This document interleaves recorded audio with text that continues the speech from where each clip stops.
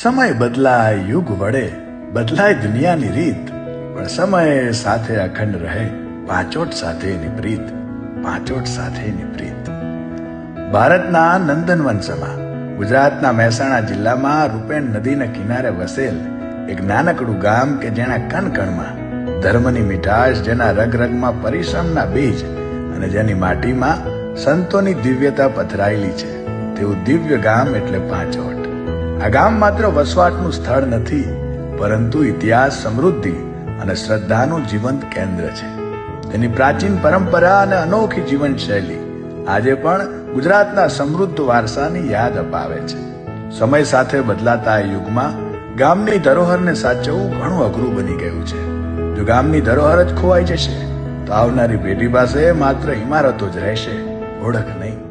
પાંચોટ ગામની આ ધરોહરને જીવંત રાખવાનું શ્રેય આપણા ગામના વડીલો તથા ગામના કવિ અને ઉત્તમ લેખક શ્રી દયાશંકરભાઈ હરજીવનદાસ નાયકને જાય છે.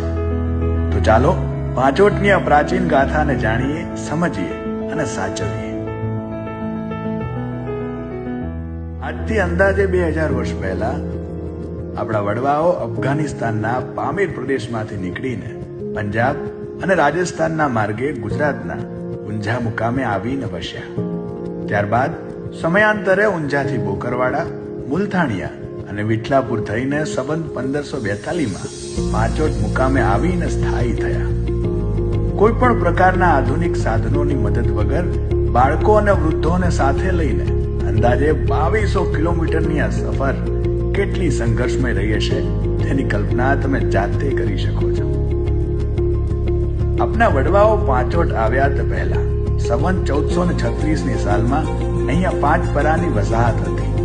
તળાવની આથમણી બાજુએ લાલપરુ, શંકરપરુ અને રામપરુ તથા તળાવની નજીક હાલ જ્યાં હરેશ્વર મહાદેવનું મંદિર છે ત્યાં મહાદેવપરુ અને હાલની શેરડીમાં શેખવાડો હતો. 5 પરાના લોકો પરસ્પર સંપ અને બહાદુરીથી રહેતા હતા. એવામાં જ સંવંત 1439ની સાલમાં સમગ્ર ગુજરાતમાં ડટ્ટણ એટલે કે ભૂકંપ આવ્યો. ગામે ગામ દટાઈ ગયા અને એ વખતે તળાવની આથમણે આવેલ 3 પરાનો નાશ થયો. ત્યારબાદ એકબીજાની સલામતી માટે 5 પરાના લોકોએ નવું ગામ બસાવવાનો વિચાર કર્યો. તળાવની પાળે ઉગમણા ગોખે બેઠેલી માં વેરાઈની ચીઠીઓ નાખી રજા લીધી અને સંવંત 1440ના ભાદરવા સુદ આઠમને મંગળવારે માતાજીનો હવન અને ઉજાણી કરી તથા તોરણ બાંધીને ગામની થાંભલી નાખી અને 5 પરાના લોકોએ નવું પાંચોટ ગામ વસાવ્યું. આમ ગામની સ્થાપના વખતે ગામમાં વસવાટ કરતા લોકોમાં મુખ્યત્વે કડવા પાટીદાર, નાયક ભાઈઓ, પગી ઠાકોર, નાગર બ્રાહ્મણ અને હરિજન ભાઈઓ હતા. ત્યારબાદ ગામમાં બીજી બધી કોમો વારાફરતી આવી. એ સમયે ગામમાં પાણીની વિકટ સમસ્યા હતી. તેથી ગામ લોકોએ ભૂતેશ્વર મહાદેવની નજીક પાણીના મોટા વેરા પાસે કૂવો ખોદવાનું નક્કી કર્યું. લગભગ 125 હાથ ઊંડો કૂવો ખોદ્યો, પણ છાંટો પાણી ન મળ્યું. પણ ખાવ ખાવ કરતી હોય તેવી આરસની 2 પૂતળીઓ નીકળી અને આશરે 50 વર્ષ સુધી આ ખાલી કૂવો ગળતર પડ્યો રહ્યો. ત્યારબાદ ગામ લોકોએ આ અંગે પ્રખર જોશીની સલાહ લીધી. જોશીએ કહ્યું કે કૂવો પવિત્ર છે અને 32 લક્ષણાનો ભોગ માંગે છે. આ 32 લક્ષણો ધરાવતું બાળક વાલચંદ શેઠને ત્યાં જન્મેલ છે, પણ કોઈના બાળકનો ભોગ લેવાની માંગણી કેવી રીતે થાય? આ વાતની જાણ વાલચંદ શેઠ અને અમૃત શેઠાણીને થઈ. તેમણે કહ્યું કે જો અમારા બાળકને પધરાવાથી આ ન પાણીયા કૂવામાં પાણી થાય અને ગામની પાણીની સમસ્યાનો અંત થાય તો અમે તૈયાર છીએ, એમ કહીને સંમતિ બતાવી. તમે વિચાર કરો કે હાલ આવી કોઈ પરિસ્થિતિ બને તો કોઈ મા બાપ તૈયાર થાય ખરું? માતાનું કાળજું કંપાવે એવી ઘડીમાં માત્ર ગામના કલ્યાણનો વિચાર કરીને પોતાના વાલ સોયા બાળકના બલિદાન માટે તૈયાર થવું એ કોઈ નાની સૂની વાત નથી. ત્યારબાદ સારું મુહૂર્ત જોડાવી પોતાના બાળકને વસ્ત્રો અને ઘરેણાથી શણગારી કપાળે ચાંદલો કરી વાજતે ગાજતે વરઘોડા રૂપે કૂવા ઉપર લાવ્યા. નવરંગી પારણું અને હીરાજડિત દોરીથી બાળકને કૂવામાં પધરાવ્યું. જેવું પારણું કૂવાના તળિયે અટક્યું તરત જ ધરતીમાંથી અવાજ સાથે પાણીની સરવાણીઓ ફૂટી. ઘડીકમાં તો કૂવો ઉભરાઈ ગયો અને પાણીનો વિશાળ પ્રવાહ ઈશાન દિશા તરફ વહેવા લાગ્યો. બરાબર એકાદ ગાઉ જેટલે અંતરે જઈ એ પાણી એક જંગી ખાડામાં ખડકાવા લાગ્યું. એ જગ્યા આજે બાળપા તળાવના નામથી ઓળખાય છે, જેના કિનારે હાલ આનંદપુરા ગામ વસેલ છે. બાળકને લઈ રંગે ચંગે બધા ઘરે આવ્યા. શેઠ અને શેઠાણીને તો આનંદનો કોઈ પાર નહોતો. ત્યારે વાલચંદ શેઠે પોતાના ઈષ્ટદેવ મણિભદ્ર વીરને કુવાની કાંઠે સ્થાપના કરી. આમ કુવાનું નામ આ બાળકના નામ ઉપરથી બાળકુવો અને મણિભદ્ર વીરનું નામ બાળકુવા વીર તરીકે રાખ્યું. આજ પણ કાન પાકતો મટાડવા કે ધાવણ અટક્યું હોય તો ચાલુ કરવા માટે આ કુવામાં દૂધ ચડાવવાની બાધાઓ રખાય છે અને દૂર દૂરથી લોકો આ બાલકુવા વીરના મંદિરે દર્શન કરવા માટે આવે છે. કુદરતને વાત રાખવી હશે કે સંવત 1442 ચૈત્ર મહિનાની રામનવમીના દિવસે હાલની શેરડીની ઉત્તર દિશાએ ટેકરા ઉપર અયોધ્યા નિવાસી મહંત પૂરણદાસજીનો ખાખી સાધુઓનો સંઘ પાટણ બાજુ જઈ રહ્યો હતો. તેમને આ સ્થળ અલૌકિક લાગવાથી અહીં તંબુ પડાવ નાખ્યા. ત્યારબાદ રણછોડરાયજીની સ્થાપના કરી કાયમને માટે ખાખી સાધુઓનો અખાડો સ્થાપ્યો. તે છે આ ખાખી મહારાજનું મંદિર. તેના 7 વર્ષ બાદ તેમનું મૃત્યુની એંધાણી થતા ગામ લોકોને બોલાવીને પાટ રખાવી, જે આજે ખાખી મહારાજની પાટ તરીકે પૂજાય છે. આ ઘટનાના 100 વર્ષ બાદ એટલે કે સંવત 1542 ગામની રક્ષા માટે ગામ લોકો દ્વારા ગામની ચારે બાજુ દેવી દેવતાઓની સ્થાપના કરવામાં આવી. ગામની ઉગમણી ભાગોળની રક્ષા માટે ચોગાનમાં સ્થાપના રૂપે અંબાજી માતાની 5 ઈંટો મુકાઈ તથા સંવત 1542 ભાદરવા સુદ ને મંગળવારે નજીકના નેડિયા ઉપર જોગણી માતાની દેરી કરાઈ અને તળાવની આથમણી પાડે ગણપતિની સ્થાપના કરવામાં આવી. વળી અહીંના મહાદેવપરામાં સંવત 1542 શ્રાવણ સુદ ને સાતમ ને સોમવારે શીતળા માતાની પ્રાણ પ્રતિષ્ઠા કરવામાં આવી. આમ ગામની સીમને દૈવીય શક્તિઓથી સુરક્ષિત કરાઈ. તેના 50 વર્ષ બાદ સંવત 1605 મહાસુદ દસમ અને સોમવારે અહીંના જૈન સમાજે હાલના હિરજીવાસમાં ભગવાન શ્રી આદેશ્વર પ્રભુની પ્રાણ પ્રતિષ્ઠા કરી જૈન દેરાસર બંધાવ્યું. ત્યારબાદ કુદરતનું કરવું અને સંવત 1845 અતિવૃષ્ટિ આવી. ગામે ગામ તણાઈ ગયા અને પાંચોટ ગામના કેટલાય કાચા મકાનોનો નાશ થયો, જેથી ગામમાંથી ઘણા ખરા પાટીદારો લક્ષ્મીપુરા, લાછડી, ચાદણકી, દેલવાડા, સુંદરપુર, સોભાસણ, દેવું, એડલા, ચડાસણા, રામગઢ, અંકેવાડિયા અને કૈરાવાદ રહેવા જતા રહ્યા.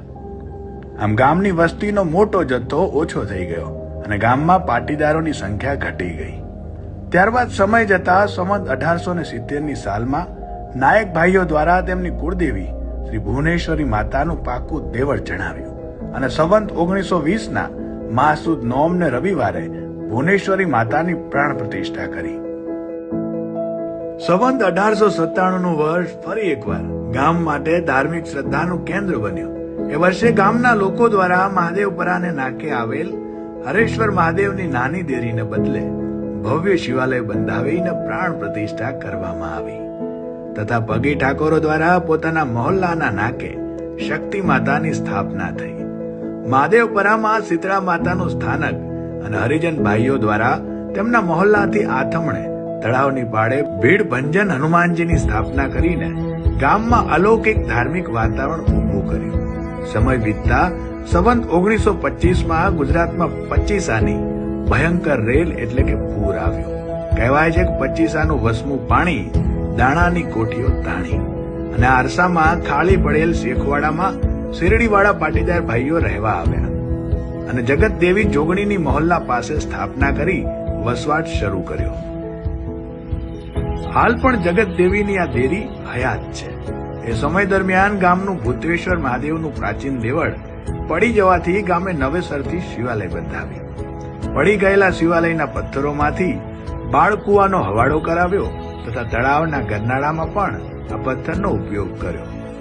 ત્યારબાદ પાંચોટમાં સંવત 1994 જેઠ સુદ દસમ ને ગુરુવારે સ્વર્ગસ્થ મયાચંદભાઈ જીવરામદાસ ગાંધીની પ્રેરણાથી આખા ગામનો ભાર જેના માથે છે તેવી આખા ગામનું સ્વાસ્થ્યનું રક્ષણ કરનારી, જેને આખું ગામ પોતાના હૃદયમાં રાખે છે એવી તળાવની પાળે બેઠેલી ગામ ટોડાનીમાં વારાઈના મંદિરનો જીર્ણોદ્ધાર કરીને પ્રાણ પ્રતિષ્ઠા કરવામાં આવી અને વેરાઈ માતાની નવી મૂર્તિનું સ્થાપન કર્યું અને જૂની મૂર્તિઓની સ્થાપના બાજુમાં નાની દેરી બનાવીને કરી. આમ બાળાવીરની ઘટના હોય કે વારાઈ માતાના મંદિરનો જીર્ણોદ્ધારનું કાર્ય હોય, જૈન સમાજનું ગામ માટેનું યોગદાન આજે પણ સ્મરણીય છે.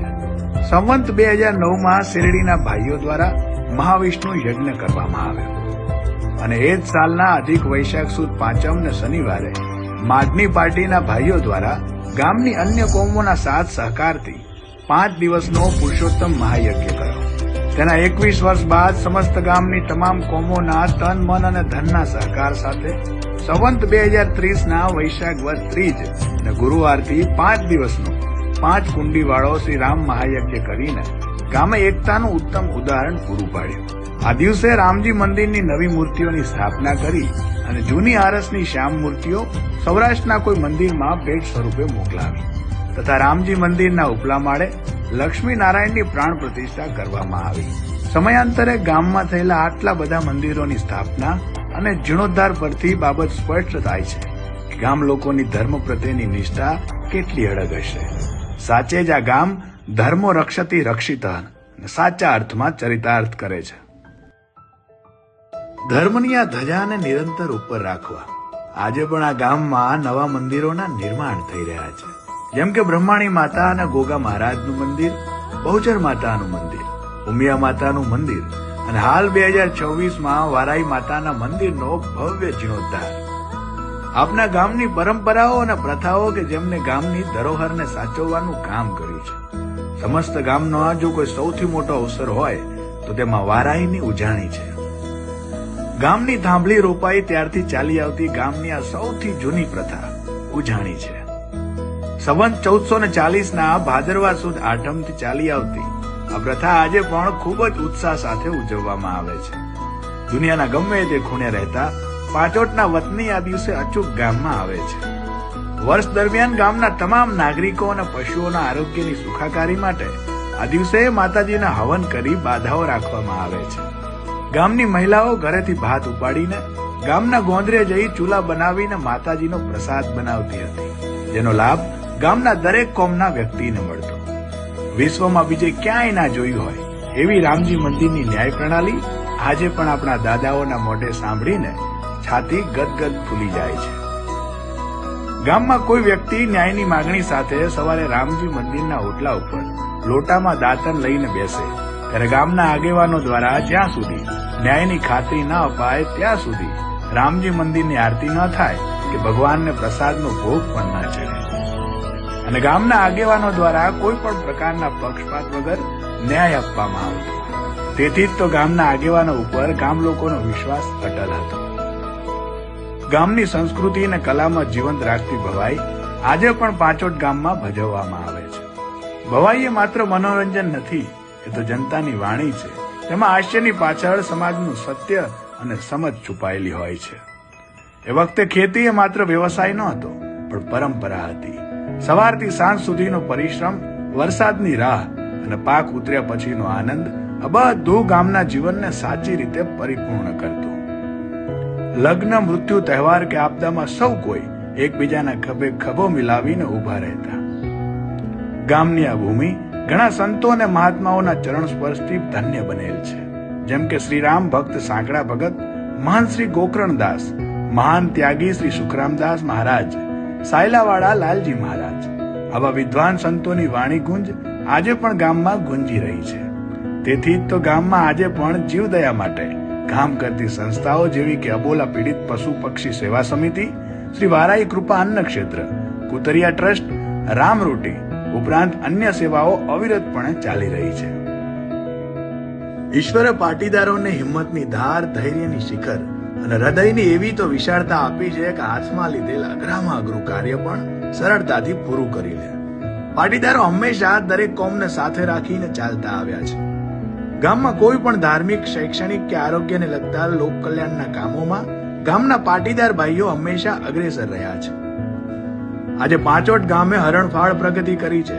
ગામમાં પ્રાથમિક શાળાઓ છે અને માધ્યમિક શિક્ષણ માટે મહેસાણા જતા બાળકોનું દુઃખ જોઈને ગામના આગેવાનો દ્વારા હાઈસ્કૂલ શરૂ કરવામાં આવી તથા ઓછા ખર્ચે નિદાન કરવા માટે દવાખાનું બનાવવામાં આવ્યું. પહેલા લોકો ભજન, ભવાઈ, ગરબા, લોકગીતો અને નાટકો દ્વારા ગામની પરંપરાને જીવંત રાખવાના પ્રયત્નો કરતા. આજના સમયમાં દરેક ગામડાઓમાં ધંધા રોજગારના સ્ત્રોત ઘટી જવાથી લોકો ગામડાઓ છોડી શહેરમાં વસવા લાગ્યા છે, જેથી ગામ પ્રત્યેનો પ્રેમ ધીમે ધીમે વિસરાઈ રહ્યો છે. પણ એ વાત દરેકે યાદ રાખવી જોઈએ કે આ ગામનું નિર્માણ અને જતન આપણા વડવાઓએ પરસેવા સાથે લોહી રેડીને કરેલું છે. આ ગામ માત્ર રહેઠાણનું સ્થળ નથી, પણ આપણી વિરાસત છે. એને સાચવવા માટે સમય કાઢવો જ પડશે.